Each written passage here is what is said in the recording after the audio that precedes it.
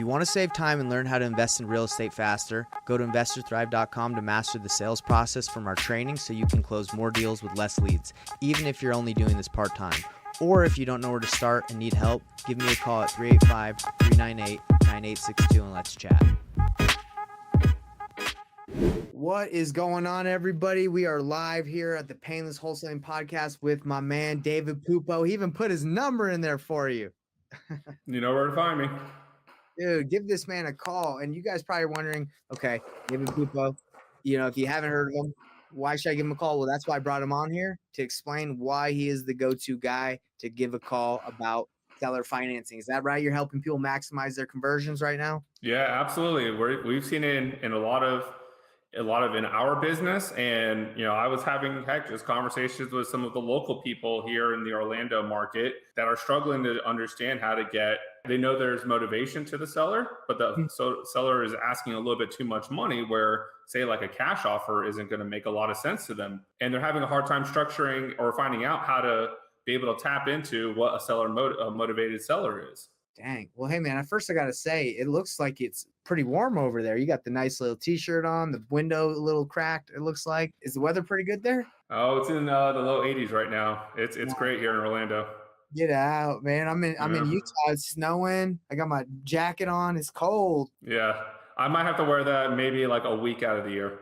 Dude, sounds like paradise right there. Well, hey, so for the people that don't know who you are, who is David Pupo? Can you tell us a little bit about who you are? Yeah.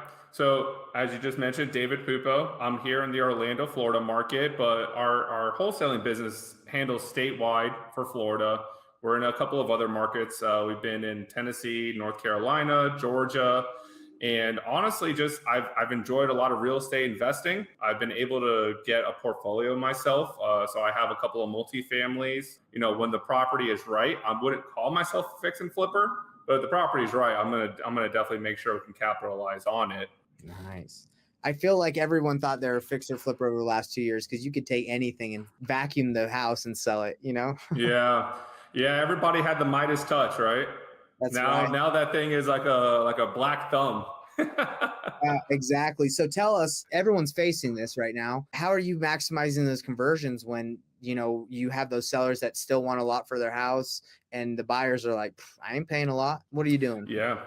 So in our wholesaling operation, we've seen buyers 15 to 20%, especially for flips across the board, asking for those kind of decreases. The ones with rentals, they're a little bit still standoffish, but nowhere near to what the flippers are. The flippers are people that are they're going into hibernation for a little bit, or they want it at too good to be true prices. Right. So what we've been able to just do when it comes to the sellers, right? So we want to always make sure that the sellers have somewhat of a motivation. Why do they want to sell? At the end of the day is going to be the most priceless thing. We can establish timelines with them. We can, of course, understand what the condition is of the property, but it always comes back to really the pricing and the motivation. So what we've been always able to do is you got to start understanding what are the biggest priorities for this person. And that is how we contour a solution. So like, say, for example, if you're saying price is the top one for them, and then maybe like a convenience option, we're going to always make sure that, well, hey, why don't you list the property, right? So you want to do a little bit of a reverse psychology, push it back on them and find out why would they list it or not list it. Sometimes they don't want to deal with a realtor, right? So from there, if price is their top priority, there's only a couple of different options that you can provide to them. A realtor, creative financing, or there's obviously a newer structure with novations. We've done a fair amount of those. We've learned from a couple of great people like Corey Geary, Eric Brewer. Those are some of the top people. I know Pace Morby has a really good section in his course for novations too. So we found out really a nice little sweet spot with it when it comes to the creative financing. That's awesome, man. I love that. So what's happening right now is you're running into sellers who are motivated, but they won't move on price? Right. So if they're not willing to move on price, then are they willing to accept terms? Right. So that's like part of the pitch right there. Hey, and we even have follow-up campaigns going in like this right now. Hey, Mr. Jane Doe or John Doe or whatever. Hey, we noticed that our cash offer for you a couple of weeks ago didn't quite work out. If we were able to hit that cash offer, or that price that you were looking for, would you be able to do terms with us, or would you be willing to exchange terms? So it gets them open to be like, well, I am pretty fixed on the price, but what can you do? So at least you're able to get that door open that was just closed. Yeah, so let me ask you this on your pitch. Do you lead with the creative or do you lead with the cash offer? We always go in first cash. Got it. So you bring We in the always low go in offer. first cash because it also does a really good job in anchoring expectations. Of course, yeah. It sets up creative financing really well on the back end. That if like, say like a house that we know is worth like 300 and we came in and we anchored at like 180, my creative financing solutions after that are going to seem much more appealing. They're going to love it. They think you're the man. Mm-hmm. So how about this? On a lot of the creative financing deals you're doing, do they have a ton of equity and you're just able to negotiate them not getting all of it? Or a lot of these people have little equity and it's easy because you're basically able to get their equity out just by doing the deal? It's a mixed bag. It's literally a mixed bag. We have certainly found out that the more equity comes in, I would say the multifamily world. If you're dealing with single families, they're not going to usually have as much equity. Yeah, because right here in Utah, it's pretty difficult. The appreciation was so high, right? So a lot of people have like $200,000, $300,000 of equity. So when you present terms, they're like, yeah, where's all my money though? Like I need that money out. And right. Yes. What would you say to someone like that? Let's do a role play or just like a scenario. I have $80,000 of equity. And I have a big problem at this current offer you're giving me. It's $80,000 equity. How would we get past me wanting all that? Because not a lot of buyers are going to give 80K equity. That's more than a down payment. Right. So I would want to first find out, why do you need that 80K? So I have a scenario like this. Sure. Finance 2.99%. She wants to do it, but she needs like 50K of equity, but her house is trashed. So someone would put 50, have to fix the whole thing up, and the house is in pre-foreclosure. So on top of the 50, she's behind 12.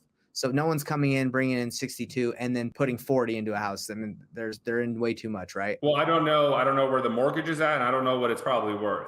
So I've ran the numbers. I looked at this one. It's a situation where like the house is pretty much almost gone. Like they're upside down so much. They have a solar lien on the house. So on top of that, you gotta pay the solar. There's debts. It's crazy. But anyway, in this situation, let's just say I have 80K. I need to sell because my son's in jail. And let's just do this scenario. Let's say, okay, hey, look, I need the 80K. I gotta pay off my son's debts. I lent him money. My son lent him money. We want to get paid back. He's going to be in jail for 5 years. I'm not going to see him. We need the 80,000 to pay off what he owes. And we also, we want to make some money. Hey, I totally get it. I understand why. And those are all very valid reasons. The only issue that I'm having coming up with the 80,000 for you, Nate, is really that after I have to go in and do any repairs and any fixing up of an expenses or paying off any existing liens, I will now be in your situation where I might have to go behind on my mortgage. So okay.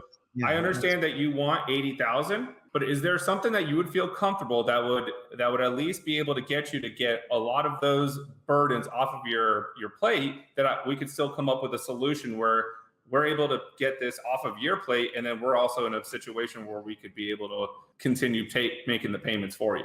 Well, you know what? Maybe if you could do maybe I could come down a little bit, maybe like 50. I could trim it down to 50. I'm at the house right now. I've been getting a lot of cash offers at like 200,000. I don't want to sell it for that. I want 230 for it. I want 230 for the house. I owe 180 with all my fees, all that. That's what I'm really trying to get. I could do 230, and if you give me 50K of my equity up front, I'd be able to pay everything off and I'd be out of here. Well, I'll tell you what, Nate, we're making some really good progress. Mm-hmm. I'm gonna make sure that whatever we come up with, you're at least you're not coming out of pocket. We're at least trying to help you out with being able to pay for any of those. So you mentioned a couple of different circumstances with your husband or your child going to jail. What do you think that is going to be able to get them out? So it's not necessarily them they're not going to get out. It's more that they left a lot of debt behind that, Oh, I see. And is the debt attached to you guys as well, or is it only his debt? It's just him, but we want to be able to help him when he gets out of jail, not be swamped in debt, right? That's kind of our goal. And we got to get paid back. I mean, I gave him a ton of money. My son did. So, and to be honest, I've even come to a point where I might just even let the house go. because it's such a big headache for me. And I don't even care. Like if I don't get at least 50, if you give me like 10 or 15, I'll just let it go. I don't even care. I totally get it. Those are a lot of circumstances that are on your plate. What we can be able to do is let's make sure that we have all your expenses lined up, because the last thing you want on this one, Nate, is that you guys go into a foreclosure situation. You're not going to make any money, and now you're going to have absolutely trash credit for at least the next 10 years. And it's going to be very difficult for you to be able to say buy another house when that opportunity is right, or in another situation, even to just go rent a property. It's going to make all of these situations for you much heavier if you decide to go forward with a foreclosure. Yeah, I honestly, I don't think my son's going to be able to buy another property ever, even if we saved it. I mean, he's a felon. He's got that on his record. He's got terrible credit right now. I don't think it ever can be able to, 5 years, it's not going to be able to get recovered. I don't know what to do. Right. And believe me, I totally get it. It's not an easy situation, but the last thing you want to be is the anchor that's dropping down, and now you can't save him either. And now you're both going down. Yeah, I hear you. Okay. So Nate, how about this? I'm going to write down all your expenses. Let's make sure that we get that covered for you, and we have a little bit of cash in your pocket to be able to at least get out of this property in this situation. So A, you don't have a credit impact. B, you don't have to go through a foreclosure. And then C, we just take this headache off of your plate. How's that sound? Sounds good. Let's write it all down. Great job. I love it. Yeah. So this situation that I was replaying, I have a great relation with the lady. I offered her 15 and she's like, that won't even cover anything. I'm just going to let it go. And I talked to her for like an hour. I did this live, and she came to like a point in her mind where she's just like done, and I've called her multiple times. We've talked, but she's just like, look, I think my son got himself in a terrible situation. I don't even give a bump anymore. I'm done. Like 15K doesn't even do anything for me. So that's kind of where I'm at with her. And it's a really, really bad house. Like the house is destroyed. So it's like an 80K rehab on top of someone having to come in with 15, catch it up, which is 12. Wow. Yeah. It's a bad spot. So we're almost like, hey, let's just watch this thing, wait till it goes to auction, and then the liens will be wiped out. Maybe we can buy it. But I think what you're doing, it's a tough situation, because what you want to ideally be able to do, of course, is help them get out of some of the financial burden. But we have the solar panel issue in Florida all the time. It is the biggest multi-level marketing scheme I've ever seen sweep the nation, besides maybe reverse mortgages, man. It's crazy. Yeah, and they can put liens on the houses. You got to pay them off. It's crazy, man. Yeah, assuming it, or you have to assume it, and that's a couple of $100 themselves, and that is a big obstacle here in Florida. If you are trying to do subject to, it's making sure you understand all the other additional mortgage or liens that are attached to something like that. So you deal with a lot of that where you have to, whoever, either you're taking on the mortgage or someone else is, you're wrapping it, they have to, I guess, assume the solar. Yeah.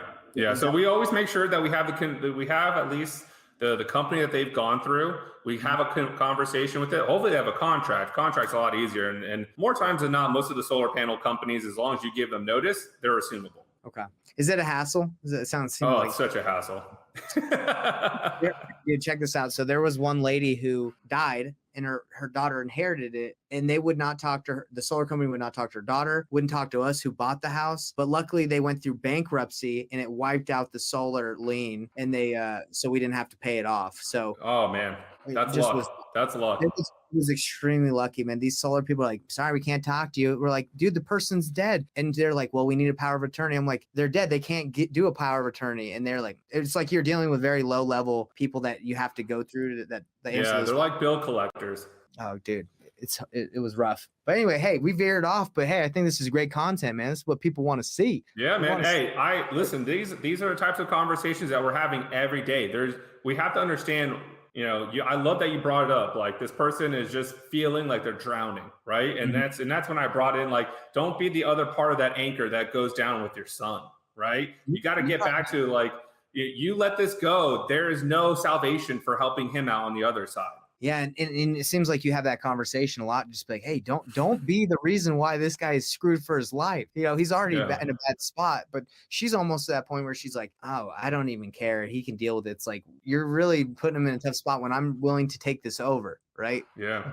The subject to ones, of course, you have to be able to understand what's going on with that. The ones I like really, really, these are like my bread and butters, are being able to create principal only seller finance deals. That is, in my world, like heaven.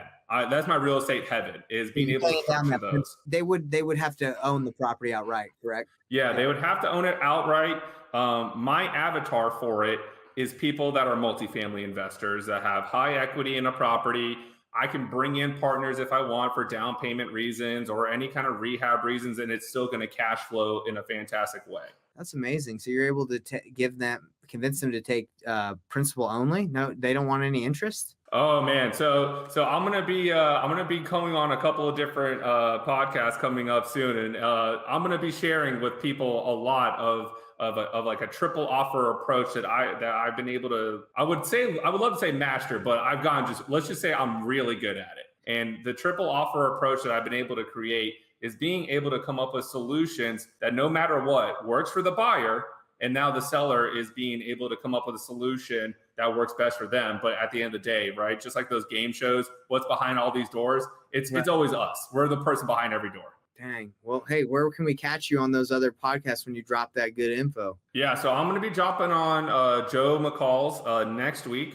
Him and I have already been strategizing with that one. I'm doing one, I think, tomorrow with Neil Timmons, who's based out of Idaho. And he is a monster. Nobody even knows about Neil. Neil's been doing a crazy good job over there. I actually met him through another mastermind as well. Wow. And you just find out some great people, and being able to come up with, like I said, the triple offer approach is something where we anchor them low with cash, and then we bring them up to a reality of a principal only approach. And then that seems like salvation. Wow. I freaking love it, dude. Well, hey, man, I think anyone that's watched this today has got a little taste of how creative financing can help them, maximize their conversions, right? Because if you're just making low offers right now, you're shooting yourself in the foot. Good luck doing deals. You need to be able to have everything, right? Like creative, innovation, fix and flip, wholesale. You got to know it all, right? 100%. Yeah. And so when COVID was first happening, I had the realization, I'm like, oh my God, this is it. This is like, I've been learning about all this stuff with creative financing. And I'm like, this is the opportunity. Because at that time, everybody believed that there was going to be this just humongous tidal wave of foreclosures about to happen. But of course, what they did with the forbearance program, they just tacked it all in the end, and there was nowhere near what we expected. But I was prepped and ready, man. I was going through material. I was practicing role plays with my teams. I was also being able to do this live with sellers, and we started structuring a lot of subject to deals.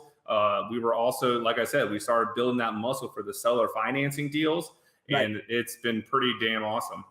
Yeah. And do you feel like there's going to be a wave of foreclosures coming soon? I don't know exactly about a wave, but I certainly think there will be.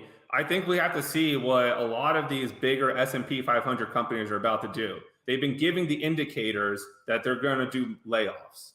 Yeah. And if these big companies are about to do layoffs, I think that will be the first domino that really, I guess I can't say really the first domino, but with everything being as inflated as it is, it doesn't even have to be interest rates. Interest rates are the obvious one in real estate, right?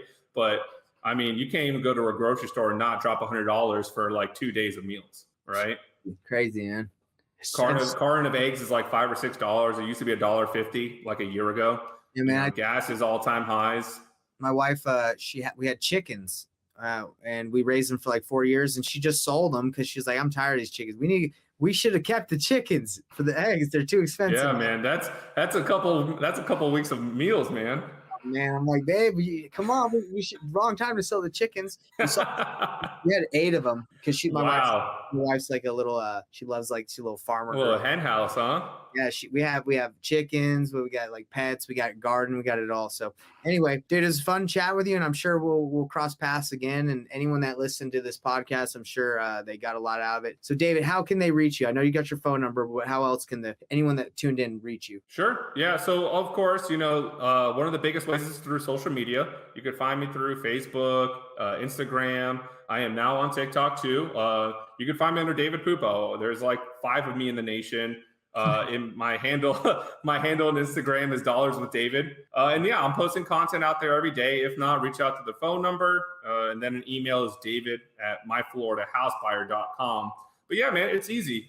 Just reach out to me. I've also been really pushing a lot harder on being able to help people out with the JV Dispo programs, because that was also an operation I thought was going to be needing a lot of process oriented, like just structure to it to get maximum exposure, because as we mentioned, the flippers are sitting to the wayside. So how do we get all these other investors still buying properties? 100%. Well, I love it, man. And appreciate you providing value to the crew, the Investors Thrive Nation. Yeah, absolutely, man. Thank you so much for having me. It was really fun. Hey, I love that we jump into role plays. I do them with our team every morning. So it's always fun to do them. I'm a role-playing fiend, dude. That's the way to grow. Like, yeah. I tell everybody that watches me, it's like, look, sales skills is not, you're not born just being a master salesman. You practice makes you better, right? So role plays. Oh, absolutely. That's how you master it. I mean, you do it every day, so you know how it is. Absolutely. All right, guys, we're out. Peace out. Thanks, guys. Appreciate it.